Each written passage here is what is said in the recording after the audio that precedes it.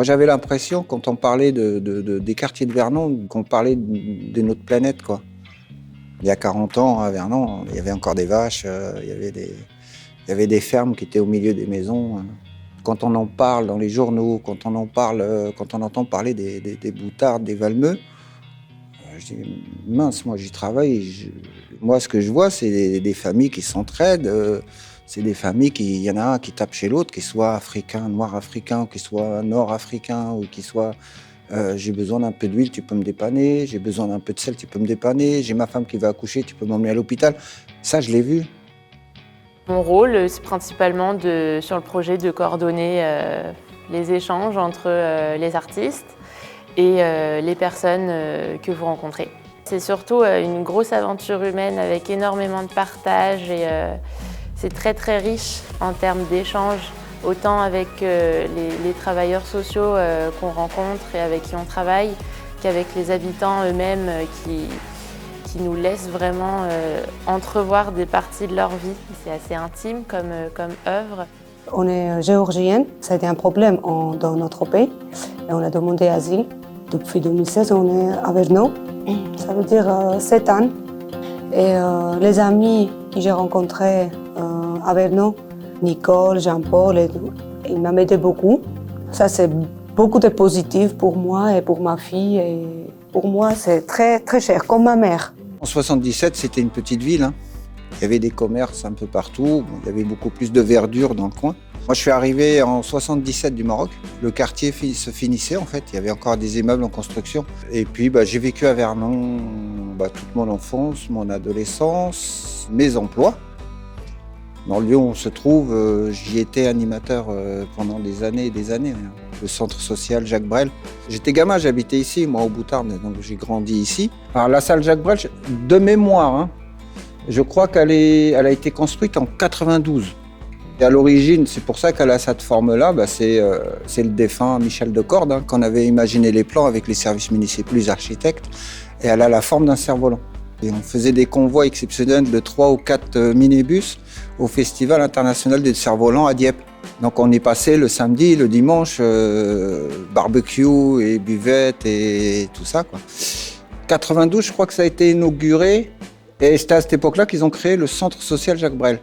Donc c'était pour les jeunes, pour les familles, pour une maison de quartier en fait. Alors j'ai connu la ferme du Bonheur quand c'était un monsieur qui s'appelait Michel Decorde, qui a fait des choses magnifiques. Alors tout ça, c'était pour occuper les enfants, des jeunes qui étaient en difficulté dans le quartier. Je me souviens encore des souvenirs de Michel qui nous racontait j'allais jusqu'à chercher les enfants dans les caves, j'allais même les chercher au commissariat quand le commissariat m'appelait. Ah mais quand il shootait tout ça, les jeunes, il allait les saquer. C'est pour ça, mais quand il voyait Michel arriver, tout le monde... mais malgré tout, ça se maintenait quand même parce que les enfants les craignaient et les parents savaient qu'il y avait quelqu'un pour les protéger, si on peut dire. Donc en fin de compte, Michel a sorti beaucoup de jeunes, maintenant des seniors certainement, et on peut dire un grand merci à Michel Decorde pour tout ce qu'il a fait au Vallon Saint-Michel. Donc on va aller en face là, et puis on va faire des photographies plan large. Donc cet espace, c'est le Vallon Saint-Michel. Il a été aménagé une aire de jeu dans cet espace bitumé avec des bras zéro, un espace très très convivial, familial. De revenir ici, c'est nostalgique. J'ai plein de souvenirs ici, c'est incroyable. C'est un endroit où j'ai passé beaucoup de bons moments. Alors, est-ce qu'il y en a parmi vous qui ont des souvenirs de cet espace-là? Ici, il y avait un cirque. Ah, il était là le cirque dont tu as parlé lundi. Ici, chaque année, en juillet ou en août, on fait des spectacles de danse ici. Il y avait un arbre où on prenait les noix. Il y avait les châteaux gonflables ici. Ouais. Il y avait le cinéma plein air. Est-ce que vous vous rappelez d'un des films que vous avez vu ou pas Docteur Dolittle, oui. Alors cette charrette, c'était le souvenir que j'ai, c'était un monsieur qui venait, c'était avec un un cheval qui faisait visiter le quartier. C'était une autre méthode de voyage, tout ça. Il nous faisait découvrir le quartier des Moutardes, des Valmeux. Ça allait en centre-ville, tout ça, pour ramener des gens du centre-ville dans le quartier dit populaire. Tout ça, c'était une autre manière de découvrir ce quartier. Bon, Michel, je le connais très bien parce que c'était mon frère. Oui, vous êtes issu d'une grande famille. Hein. Ouais, une famille de 10 ans, on était 10 enfants, on était 10. Et lui, il est arrivé à Vernon en 62, chez Mondaire. Lui, pour la LVB, quoi, disons pour la LVB, c'était presque sa famille. On était très bien en famille et tout ça ensemble, mais il ne gênait pas de refuser un mariage ou de refuser une communion. C'était ces jeunes. C'est un sacrifice, je ne sais pas si on peut dire c'est un sacrifice, quoi. Il était... Pour lui, c'était son travail. C'était sa vie, quoi. C'est possible qu'il ait eu la des médaille de la décorations. jeunesse et des sports, ça c'est sûr. C'est que des bons souvenirs, quoi. Oh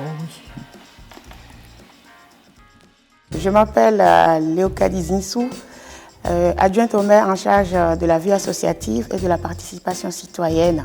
On est installé à Vernon en 2006. J'ai su combattre cette idée de stigmatiser, de réagir sur des préjugés, parce qu'il faut oser connaître les gens, il faut aller vers les gens. L'attachement du quartier, je l'ai depuis le début. On échangeait ensemble entre mamans, on faisait des petites réunions, on se voyait. C'était aussi cette convivialité-là qui m'a plu. Les enfants se retrouvaient autour des anniversaires et les mamans aussi préparaient des repas de chaque pays, donc le Mali, le Sénégal, la Côte d'Ivoire. Et c'est des moments forts qui nous permettent aussi d'apprendre à connaître l'autre. Il y avait aussi une aire de jeu entre les immeubles qui ont été abattus. Et la dernière fois, j'ai dit à ma fille que j'allais faire une petite interview sur le quartier. Elle a dit, mais maman, il faut parler de notre aire de jeu qui nous servait de rencontre avec les enfants du quartier. Donc, les enfants étaient pleinement intégrés dans le quartier.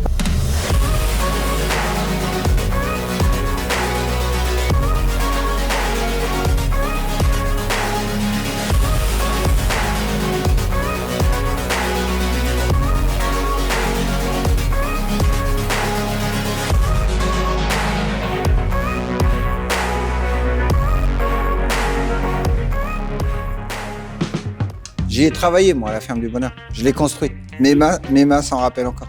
La ferme de Bonheur, c'est une histoire...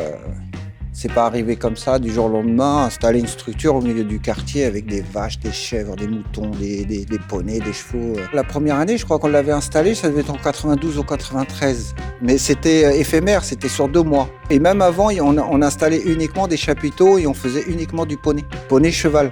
On avait fait des cirques pour faire les tours avec les enfants. C'était à la journée. Hein. L'idée a germé qu'il fallait faire une structure permanente. Là, on avait vraiment structuré, il y avait un accueil, il y avait des clapiers pour les lapins, il y avait des enclos pour chaque animal, il y avait une mare pour les canards, les oies, il y avait plus des ateliers d'animation, un atelier bois, des jeux vidéo, un mur d'escalade, un pas de tir à l'arc, un terrain de bicross. Ça drainait énormément.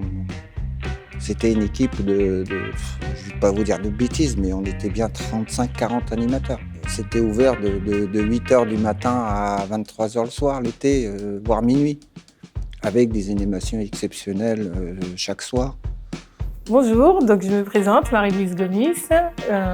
J'ai habité des années sur les quartiers de Vernon, à la Poterie, sur le quartier des Valmeux. Alors la ferme du Bonheur, pour nous, c'était un grand centre de loisirs, en fait, à ciel ouvert, qui nous permettait de passer nos vacances là-bas. Hubert, c'était le monsieur à qui appartenait la ferme, le propriétaire de la ferme. Hélène, c'était la femme du propriétaire, du coup, et c'était celle qui s'occupait des chevaux. On avait des centres de loisirs qui venaient de Paris. On est allé en camp en Auvergne, ou dans les Pyrénées, il y avait des articles de presse qui parlaient de la ferme de Bonheur à Vernon. J'y ai travaillé jusqu'en 99, à la liquidation en fait. C'était trop bien la ferme du Bonheur. Pour moi, c'était une grande famille. Une grande famille et c'est dommage qu'aujourd'hui, en fait, elle soit plus là. À la LVB, à l'époque, c'était... il y avait peut-être une dizaine de salles d'animation sur l'ensemble du quartier, en partant des Boutardes jusqu'aux Églantiers. Avec la poterie, la futaie, les églantiers, la briqueterie. On avait un carnaval qui était magnifique aussi. Qui est drainé, là aussi, c'est pareil. Les enfants des écoles, même les paysans qui habitaient dans le coin, qui nous prêtaient leurs remorques et leurs tracteurs. Dans le quartier, il y avait aussi, à l'époque, il y avait des courses de vélo. À la LVB, il y avait une section cyclo, les Follep. 1 ou 2 fois par an, ils organisaient des courses de vélo dans le coin. Le matin, ça commençait à 9h et ce qui était le plus drôle, c'est qu'on s'appelait en fait entre copains et le matin, le premier qui était debout, il avait la mission d'aller réveiller tous les autres pour pouvoir aller à la ferme tous ensemble. C'était vraiment un lieu qui était convivial en fait. On retrouvait toutes les cultures, c'était intergénérationnel, ça pouvait être des jeunes, ça pouvait être des personnes âgées qui étaient là. Et du coup, on était tous solidaires, tous soudés et c'était vraiment comme une grande famille, un endroit pour se retrouver où on était vraiment bien. C'était vraiment un lieu qui était sécurisant pour tout le monde en fait. Alors, je vais vous donner un souvenir tout à fait rigolo. J'avais donc décidé de faire un groupe de schtroumpfs. Tiens, j'ai même une photo là, tiens. Il y a un gars tout maigre qui est là. J'étais grand schtroumpf. On montait vers les Boutardes. Ça doit être en 80. J'avais donc le fichier de police qui était avec moi, qui était déguisé en schtroumpf. Non, mais tout ça, c'est des bons souvenirs. C'est des bons souvenirs. Voilà. Ça a été un grand moment. Un grand moment. Mon quartier est une résidence au centre d'un quartier. Nos frontières sont des barrières qui nous poussent en arrière. Nous pourrions pousser le portail tout au fond de nos entrailles. Nous aimerions voir cette vie, peu importe les enfants qui crient. Nous serons peu à peu réunis. Nous pourrions apporter notre expérience pour un peu de leur innocence. Préparons l'avenir, ils sont notre devenir. Alors j'ai un petit souvenir. Donc au cours d'une de mes promenades dans la forêt de Bizy, depuis que je suis à la résidence, c'est un moyen bien pour m'évader. Et je suis donc montée dans la forêt. Il y a des grands chemins qui montent, que je grimpe en courant. Ça me donne une illusion de jeunesse, mais bref, je m'amuse à le faire. Mais un jour, il avait beaucoup plu, le terrain était trempé, il y avait beaucoup de feuilles mortes, c'était dans l'hiver, dans la période du Covid. Et bref, je prends mon élan, je grimpe et zouf, je glisse à genoux dans les feuilles mortes. Je me rattrape à 4 pattes comme je peux en me disant je vais arriver à la route parce qu'en fait, il y a une route goudronnée dans ce haut du chemin, qui va très loin, qui finit sur la route près de l'EHPAD.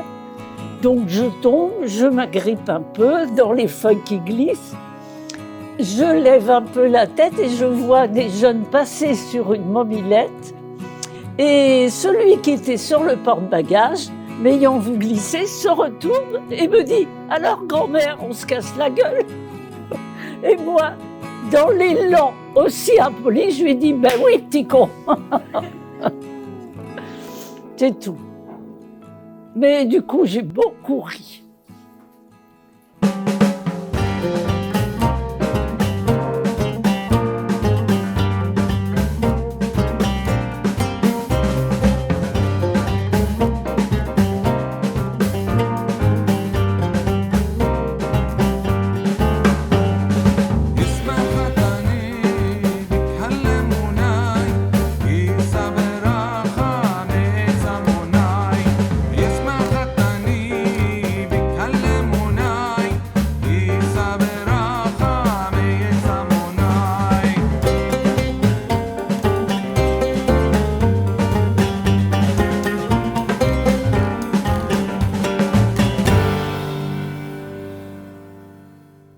J'ai arrêté l'école, je ne vais pas vous mentir, je suis partie un mois avant de passer mon bac. Pourquoi ? Parce que la LVB me proposait un CDI et que je savais que c'était ça que je voulais faire. Je m'appelle Sandrine Bernard, j'ai habité pendant 5 ans aux Boutardes, ici. Et après, du coup, j'ai habité sur le quartier des Valmeux. Jusque-là, récemment, j'ai déménagé au mois de juin de cette année. J'ai travaillé en octobre 90 dans le quartier des Valmeux, dans une salle qui s'appelait à l'époque le 28. C'était une salle qui se trouvait en sous-sol d'immeuble, où on accueillait aussi bien des enfants de 3 ans que des adultes. Et du coup, j'ai jamais arrêté de travailler. J'étais scolarisée, mais chaque vacances scolaires, je travaillais. Donc j'ai travaillé aussi beaucoup à la ferme du Bonheur, forcément. À l'époque de la LVB, il faut savoir que quand même, moi, la salle que je tenais du 28, elle était ouverte toute la semaine. Le samedi, elle ouvrait de 20h à 23h et le dimanche, elle était ouverte de 15h à 20h. Donc là, on a plein de textures. On a des plans larges aussi. Donc profitez de faire des photographies différentes. Les textures, c'est des mini-paysages aussi. Je pense que je vais faire un panoramique qui va prendre de là jusqu'au lac. En fait, dans la terrain de proximité qui réunit beaucoup d'enfants, qui fait le bonheur un peu des sportifs en herbe. Parfois, je venais en vélo et j'aimais bien descendre les escaliers. J'ai quand même fait que plein de trucs. Quand on joue au foot, on faisait des éperviers, on joue au loup, on joue à cache-cache. C'était un jour là, ça fait quand même longtemps, 2016 ou 2017, on était là et tout. Nous, pour nous cacher, on allait dans le terrain là-bas, le terrain vague. Et après, jusqu'à un moment, il y avait des bêtes et tout, ça fait on a eu peur. On a couru, on a couru partout. Alors le public, il a changé dans le sens où il y a beaucoup plus de mamans maintenant qui travaillent. Les mamans sont plus autonomes, elles passent le permis aussi, chose qui ne se faisait pas avant. Dans l'évolution du quartier, moi je pense que je suis à 4 générations d'enfants différents. Bon, le quartier c'est un petit peu assagi aussi, parce que je pense que les jeunes maintenant ils savent un peu s'occuper aussi par eux-mêmes. Après au niveau de l'évolution sociale, on va dire donc il y a plus de gens qui travaillent, ça c'est évident. Mais après on est toujours dans la même philosophie de quartier, l'entraide des habitants, la solidarité, tout le monde se connaît. C'est aussi ça un point positif dans les quartiers. Il n'y a pas que le désœuvrement, la pauvreté, etc. Un bon souvenir pendant le projet, je pense que ça a été la promenade dans le quartier avec les jeunes du classe. Déjà, il faisait beau, donc on a eu de la chance. C'était vraiment agréable de découvrir les quartiers de cette manière-là. La discussion avec Abdel était géniale. Il nous a parlé de projets qu'il a fait, lui, avec d'autres jeunes, projets musicaux, c'est son projet de film. Mon nom est Madag, Abdel Madag. Donc ça fait plus d'une vingtaine d'années que je suis là. Donc on a mené pas mal d'actions, pas mal de projets avec les jeunes, avec les moins jeunes. Pendant longtemps, j'avais rêvé de faire se rencontrer les rappeurs et les rockers. Alors, passent les mois, il y a un jeune rappeur, attiré par le théâtre, qui va à Évreux faire une seconde théâtrale. Lui, il est d'origine africaine. Il va là-bas, il n'y a que des élèves d'origine européenne, quoi. Donc il est dans un cadre un peu différent par rapport au cadre du quartier. Donc il passe une année avec eux, il revient un peu changé en fait. Il s'est mis à faire de la guitare. Il a une petite compo en tête. C'est vraiment dans une démarche d'ouverture culturelle, quoi. Il me dit, est-ce que tu peux m'aider à faire une maquette? Je voudrais enregistrer. Donc je commence à travailler la maquette avec une guitare électrique. Et là, je me suis dit, ah ouais, c'est peut-être ce morceau-là qui pourrait réunir les rockers, les rappeurs. Un nouveau chapitre s'ouvre entre pâturage et béton armé, entre cheveux longs et têtes dures cramées. Alors je suis allé voir, j'ai pris mon petit bâton de pèlerin, je suis allé voir d'autres rappeurs, d'autres rockers, d'autres danseurs hip-hop, pour voir s'ils voulaient tous converger vers ce projet-là, quoi. Rock et hip-hop, ok. Donc c'est presque une année de travail pour faire un morceau qui dure presque 10 minutes, quoi. Et je crois pas loin de peut-être une quinzaine de personnes qui ont participé à ce projet. Ouais, c'est des projets dont on est fiers. Donc ils commençaient à venir, parce qu'il fallait vraiment fédérer tous ces jeunes-là. Puis parfois, entre eux, ils ne s'entendent pas. Enfin, c'était très... Puis alors, parce qu'il fallait faire le morceau, l'enregistrer, puis faire le clip. Et on est allé jusqu'au bout du projet. Rangez les armes, sortez le drapeau blanc, tâchez par l'encre l'acharnement de vrais artistes. En plus, ils ont dit des paroles très authentiques. Hein. Il y a un qui dit oui, le rap et le rock, c'est bien quand ils se mélangent. Et puis l'autre qui dit moi, j'en ai marre de problèmes de la violence, etc. J'ai envie aussi de m'ouvrir, etc. Le même kiff, black, blanc, rebeu. Donc c'était vraiment une démarche sincère, quoi. Donc des histoires comme ça, il y en a eu plein.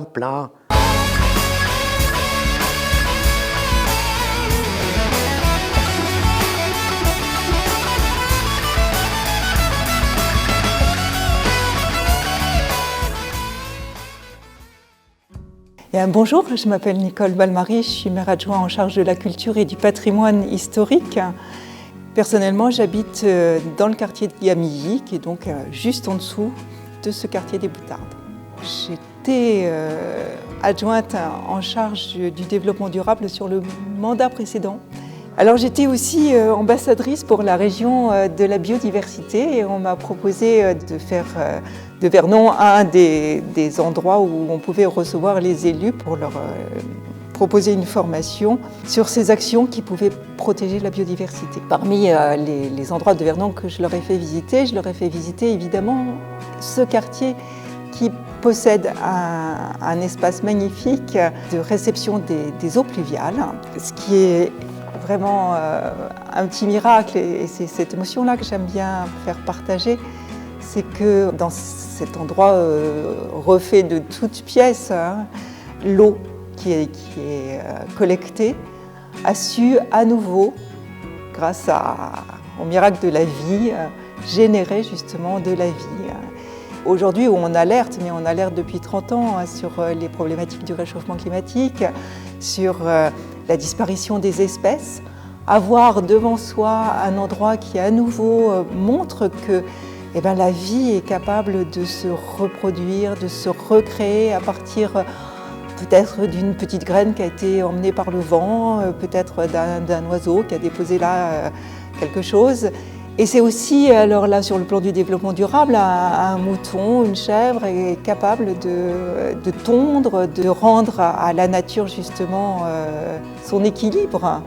Là aussi, on a un micro-exemple de ce qui peut être fait à plus grande échelle. Alors la musique, on arrivait avec notre petite musique qui avait été créée par l'ancien directeur du conservatoire. Et on faisait une annonce au micro. Et des fois, on était déjà attendus, ou les gens attendaient qu'on s'installe tranquillement. Donc je suis Catherine Chassagne, je suis responsable de la médiathèque de quartier des Valmeux depuis 2005. Et avant, j'étais au service du bibliobus qui a démarré en 1985.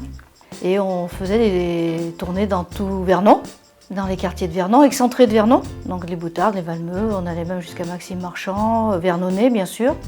Donc aux Boutardes, ça nous est arrivé d'avoir en 2 heures une centaine de personnes. Des fois, on était un petit peu confondus avec le marchand de glace, mais bon, c'était assez amusant. Souvenir de personnes qui venaient simplement pour parler. Pour eux, ça pouvait être aussi un échappatoire. Ça arrivait avec je me souviens, une personne. Des fois, il y a des cas, malheureusement, c'était prenant quand même.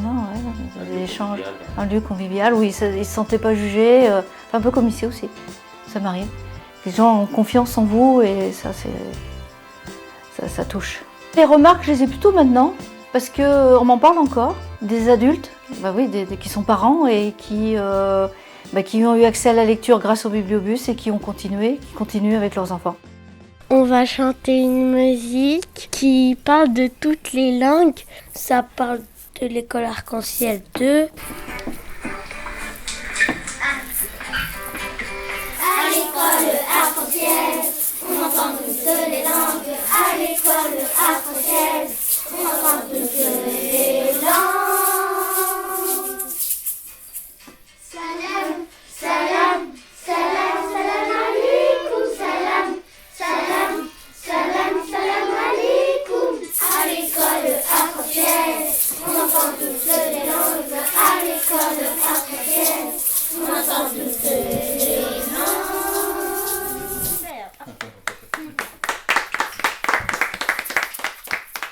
Voilà, notre dernière création.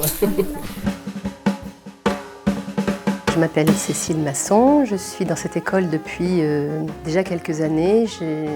Quand je suis sortie de l'école normale à Évreux en 1985, j'ai été nommée sur la circonscription de Vernon et rattachée à l'école qui s'appelait l'école de la Croix d'Épine à l'époque. Depuis 1990 jusqu'à aujourd'hui 2022, je suis restée dans cette école. Elle est devenue Arc-en-Ciel. On a changé de nom parce qu'on a fusionné avec l'école qui en face s'appelait l'école de la poterie. Donc poterie et Croix d'Épine se sont fusionnés, on est devenu Arc-en-Ciel 1 et Arc-en-Ciel 2. Quartier des Valmeux. Alors moi, le projet phare qui m'a tenu à cœur toutes mes années, c'était de partir tous les ans avec les élèves. Je trouvais que c'était important de les sortir de là et donc de partir. Je partais avec des CP, donc j'avais à l'époque 25, 26, 27, 28 CP en classe et on partait une semaine, tous les ans. Une semaine qu'on faisait autofinancer, donc on s'arrangeait pour trouver de l'argent, vendre des choses. Alors on faisait du camping et on se déplaçait en vélo. C'était vraiment des moments assez sympathiques et forts pour les enfants parce qu'ils s'en rappellent, quoi. Donc on a fait ça en camping au début, après on s'est monté un peu en grade, on a loué un gîte dans une ferme. C'était grand confort. Il fallait au moins 2 jours, voire 3 jours, pour qu'ils arrivent à lâcher tout ça, quoi. Toute cette peur, cette crainte, ces tensions, lâcher l'agressivité, lâcher la violence, lâcher tout ce qu'il peut y avoir entre eux de querelles et tout, et juste profiter de ce qu'on vivait, quoi. Ils avaient perdu tout leur capteur qui était ici toujours activé, quoi. Là, ils profitaient vraiment de la vie, quoi. Ils profitaient d'observer la nature, de voir les animaux, et c'était vraiment intéressant. On ne faisait pas des choses transcendantes, on allait visiter une boulangerie, on allait visiter un petit parc animalier, se promener dans la forêt simplement. Et puis juste profiter de la nature, apprendre à observer, sentir, regarder, enfin, des choses qui paraissent tellement essentielles, mais dans le béton, on ne l'a pas, quoi.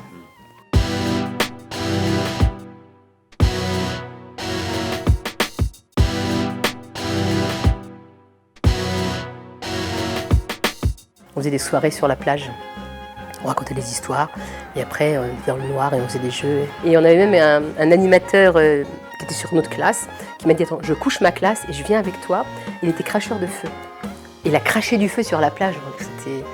Et après, ils ont joué de la guitare avec les gamins. Ils jouent aussi de la scie musicale. Donc les gamins qui vivent des expériences comme ça, dans le noir, sur la plage, c'est inoubliable pour eux. Je me souviens, c'était cette année. Le collège a organisé un voyage au ski. Moi et 3 autres de mes amis sommes partis. C'était la première fois qu'on partait sans nos parents entre amis.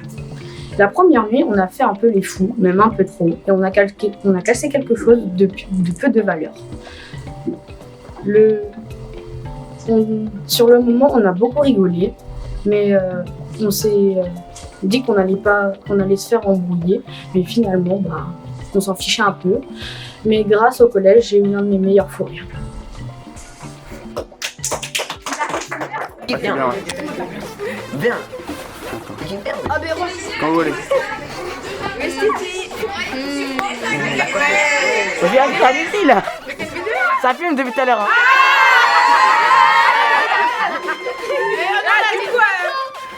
Dites vos prénoms, je sais pas. Dites vos prénoms. Moi c'est Karen. Moi c'est Aîné. Donc j'anime la séance hebdomadaire de lire et faire lire. Donc en l'occurrence j'interviens dans cette classe de CE1 avec 12 enfants. Donc vous vous rappelez les enfants où on s'était arrêté la semaine dernière, et comment le prénom, on avait découvert le prénom assez rare de la petite fille qui est en train de lire, allongée dans l'herbe. Garance. Je m'appelle Benoît Lavoux. Je suis arrivé à Vernon, ville que je ne connaissais absolument pas, en 1980, essentiellement pour des raisons professionnelles. Je suis resté donc dans le quartier que j'ai habité à la poterie. J'ai habité 4 mois même au Boutard. Là, je suis repassé devant l'immeuble Les Gentianes et j'ai habité le quartier jusqu'en 93. C'est le début des vacances. Vous vous rappelez dans quelle région ça se passe? On avait vu la végétation ensemble. Voilà, il fait chaud, c'est certainement dans le sud de la France, ce qu'on appelle le Midi, pas loin de la Méditerranée. Attaché à ce quartier, j'ai continué à œuvrer dans le quartier au sein de l'association l'ELV, maintenant au sein de l'association Lire et Faire Lire. Et j'aime beaucoup essayer d'aider les gens, les enfants, leur raconter un peu l'histoire du quartier. C'est pour ça que je suis vraiment attaché à ce quartier qui mérite d'être connu. Les populations sont fort sympathiques. J'apprécie ce mélange. Il y a un petit marché de la poterie le jeudi en l'occurrence qui fonctionne bien, qui permet de faire des courses pour un prix modique. Et on avait retrouvé vous vous rappelez le chêne, la forme du chêne, comment il s'appelle? Le chêne liège. Le chêne liège. En fait, quand il y a un incendie, et c'est ce qui va arriver, l'arbre ne meurt pas, il est abîmé, il est brûlé, mais grâce à sa très grosse écorce, qui est du liège, ça protège l'arbre. Quand on ne fait pas la démarche d'aller vers l'autre, en fait, on ne peut pas le rencontrer. Donc nous, on essaye au sein de l'ELV de faire en fait un mélange. On se dit, bon, il n'y a pas de frontières pour nous. Les Boutardes, c'est quand même un quartier qui a été, grâce à l'ANRU, a été complètement rénové. On a mis des jardins ouvriers un peu à la place de la ferme du Bonheur. mais c'est un quartier qui quand même c'est beaucoup plus ouvert, qui est beaucoup plus aéré et beaucoup plus gai. Puis je tendis les bras, l'oiseau prit son élan et s'envola. Je pensais, je l'ai sauvé. Je m'appelle Hilal, je vis à Vernon, l'Aïd. L'Aïd? Alors, pendant l'Aïd, qu'est-ce qui s'est passé? C'est après le Ramadan. Comme on va remanger, on fait une fête avec la famille et on prépare des gâteaux. Le matin, on se lève, on fait le ménage. Après, on repasse nos habits, nos beaux habits. Après, on y va chez mon oncle pour se retrouver avec la famille. On s'amuse avec les cousins et les cousines. On mange des gâteaux, on parle de la vie quotidienne, on rigole. Quand nous sommes arrivés, nous tous les jeunes néo-vernonnais, on habitait à la ZUP. En 80, le niveau moyen scolaire du centre-ville de Vernon, en dessous du certificat d'études. Et les diplômés, ils habitaient ici. La ZUP, curieusement, était, je dirais, le centre intellectuel, parce que le département de l'Eure était la région la plus sous-scolarisée de France. Quand les gamins avaient 14 ans, on les envoyait à l'usine, les filles boniches. C'était la mentalité des gens. Alors qu'aujourd'hui, il y a une mentalité qui a complètement changé. Bonjour, je m'appelle Lovina. Je crois que j'aimerais surtout faire de la médecine, de la chirurgie orthopédique. Parce que j'aime bien aider les gens, même si les gens me repoussent. J'aime bien quand il y a quelqu'un qui est en difficulté, j'essaie de l'aider. Alors, je m'appelle donc Jean Babou. Je suis arrivé à Vernon en septembre 1973. J'ai vu construire une partie des quartiers des Boutardes. J'ai vu construire le collège des Boutardes, devenu collège Cervantes. Et mes deux filles sont allées à Cervantes. Donc j'ai habité ce qu'on appelait à l'époque la ZUP, une zone à urbaniser en priorité. J'étais au 12 rue de la Cour de la Futaie, juste en dessus de Michel Decorne. Et aujourd'hui, à Vernon, je suis vice-président du Cercle d'études vernonnais. Donc je connais bien l'histoire de Vernon. Il y avait des stars qui venaient à Vernon. Michel Fugain, merci. Va là-bas. Mami d'abord. Mami, elle comment gagne canon. Je est arrivé dans les années 70, 71 ou je sais pas. Mon mari travaillait à la fonderie à Vernon. Alors leur souvenir, c'est que il y avait beaucoup d'ambiance par rapport à maintenant. On restait prendre le café, tout ça. On mettait les enfants à l'école, je savais à 6 heures. Il y a beaucoup de femmes qui ne travaillaient pas. Moi, j'ai travaillé, j'ai payé le nourrice. Plus qu'est-ce que j'ai gagné? J'ai travaillé chez le vendeur. Mardi dernier, on a fait atelier cuisine dans notre atelier réseau échange de savoir. Franchement, les bords de Seine, t'arrives là-bas l'été, t'as l'impression que t'es pas à Vernon. C'est magnifique. Alors la ZUP, à peu près, on va dire, elle a été conçue par le ministère de l'Équipement. Les premiers bâtiments, 66, vous voyez. J'ai appris très récemment, ma voisine en face, elle habitait dans la grande tour, celle qu'on appelle l'Ariane. C'était une des premières locataires. Il y a une photo dans le Démocrate où on voit Azémia qui prend le bras d'une femme qui rentre dans son appartement en pleurant de joie. Après la guerre, Vernon était dans un état, disons, d'urbanisme très mauvais. La France vivait un peu comme au 19e siècle. On n'avait pas de salle de bain, on n'avait pas de chauffage. On avait à Vernon, quand les gens, parce que quand les gens arrivaient dans un immeuble, ce qu'on appelait les HLM à l'époque, eh bien, ils avaient l'eau chaude sur l'évier, les toilettes à l'intérieur, la salle de bain. Mais vous vous rendez compte, hein? C'était un confort absolument incroyable. Évidemment, pour les jeunes aujourd'hui, ça leur paraît totalement banal et tout. Comment tu te vois plus tard? Je me vois informatique parce que moi j'aime bien l'informatique. Réparer des PC et des téléphones. Je m'appelle Aïssam, j'habite aux Boutardes. Entre 1910 et 1960, on a connu 2 guerres mondiales. On a connu la grande crise de 29. On a connu la révolution informatique. Vous vous rendez compte? Non mais On est dans une période de paix entre, si vous voulez, 70 aujourd'hui. On a l'impression que rien ne s'est passé. Mais vous imaginez, 50 ans, et pour pouvoir voir la France se développer, il faut attendre 62, la fin de la guerre d'Algérie.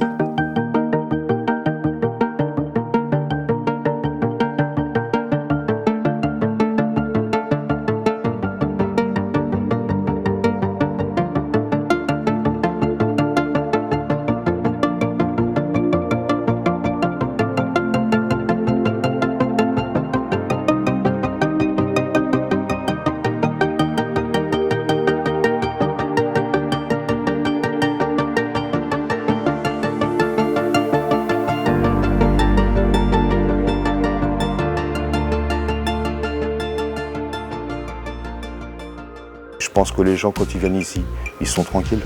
Je m'appelle Yannick Confé, je travaille au gymnase du COSEC des Boutardes depuis juillet 1992, donc ça va faire 30 ans cette année, ouvert en 1977.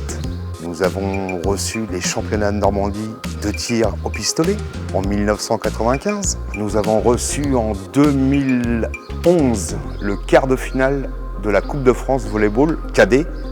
Le mois dernier, pendant les vacances d'avril, on a eu le département de l'Eure et un service de la ville qui est venu faire la Nuit des Étoiles.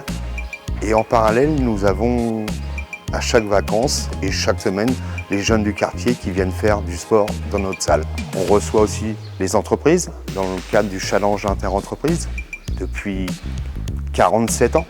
Depuis que le gymnase est ouvert, nous accueillons le collège Charventès, en majorité des primaires, l'association Saint-Martin en ville de Vernon, ce sont des enfants handicapés.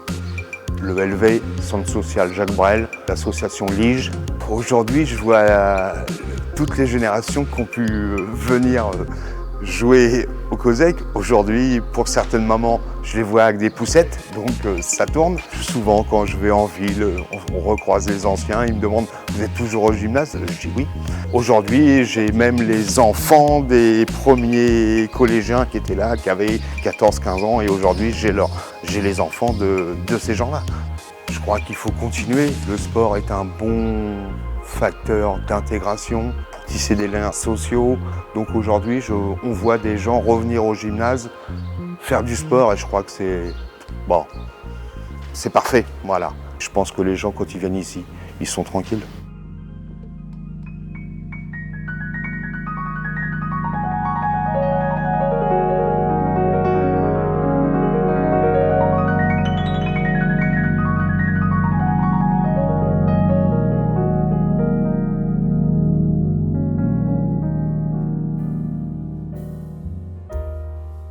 Tout était possible quand on était au collège Cervantes, on était super mal vus. Et jamais, que ce soit au quartier, que ce soit même au collège, jamais les profs, les copains, ils m'ont dit que c'était impossible. Jamais. Et je m'appelle Biranba, j'ai grandi à la poterie, dans le quartier des Valmeux. Tout le monde jouait ensemble, on faisait des gamelles, on faisait des polices au voleur, on faisait trop de trucs, mais en une seule journée, et c'était des journées mais jusqu'à la nuit, quoi. Le temps s'arrête. En fait, la poterie, je me rappelle, c'était vraiment, comme c'était un petit quartier, on se connaissait tous et tout est condensé, quoi. Il y avait un seul endroit pour jouer, c'était en bas des tours, quoi. C'était une belle époque parce qu'on n'avait rien. Et c'est bon, je me souviens. Au lycée du Mésil, il y avait une pente et on prenait des cartons mutants, donc maintenant ce qui est l'équivalent des coprimes actuellement. Et en fait, on glissait la pente du Mésil. Et ça apparaît, c'était des après, mais là on se gamellait dans tous les sens et tout, et ça, ça c'était que des beaux souvenirs. Ouais. Après, forcément Cervantes du coup, par rapport aux Boutardes. Maintenant le théâtre, ça fait partie de ma vie entièrement, quoi. C'est à Cervantes que j'ai découvert ça, et maintenant c'est mon métier. On m'a dit c'est bien, continue, et après on va voir. Et j'ai continué, et ça a marché, hein. Disons que quand vous les verrez, je vous conseille de les embrasser très fort. Quel petit con celui-là! Grand con, ouais! J'ai jamais pu me le saquer. Toujours là à se la ramener avec ses métastases. On dirait qu'il a que ce mot-là à la bouche. Métastases. Non, regarde pas trop. Je lui en foutrais des métastases. D'accord. Tu me montreras ce que t'as enlevé. Tu m'as dit que t'as juste enlevé quelques lignes. Bah oui, vous barrez, vous tirez, que l'on parte ensemble. Vous avez quoi à perdre? Du coup, j'ai fait le conservatoire municipal de Vernon, du coup, quand j'étais au lycée du Mésil. Après, quand je suis parti à Rouen, j'ai fait le conservatoire régional. Après, je suis parti à Paris, j'ai fait la classique de Cours-Florent, donc c'est une école sur concours. On est 1500 à la base, on est 20 à être pris finalement, à peu près. Après, j'ai fait le conservatoire national, pareil, 1330 personnes, 15 filles, 15 garçons. Et après, là, je suis rentré à la Comédie Française. Donc, le fait même de parler de Vernon, des souvenirs, etc., ça nous donne encore plus envie de faire des ateliers, de venir, et puis même si c'est une semaine, avec des jeunes qui, en tout cas, qui ont envie de le faire et que ce ne soit pas contraint. Et voilà, de les faire découvrir un peu le théâtre. Et peut-être que c'est ça que j'ai à transmettre aussi, surtout, en fait, avant tout. Un maximum de jeunes, oui. Ouais, c'est important. Aujourd'hui, on voit aussi le travail collaboratif, le travail participatif avec vous, les services de la ville, avec Simone Veil. Ce travail-là qui englobe toutes les personnes du quartier, toutes ces actions de vivre ensemble font qu'on peut être fier de notre ville. On est les seuls freins de nous-mêmes, en fait. Les autres, ils ne peuvent pas nous freiner. Si vous avez des rêves, allez-y.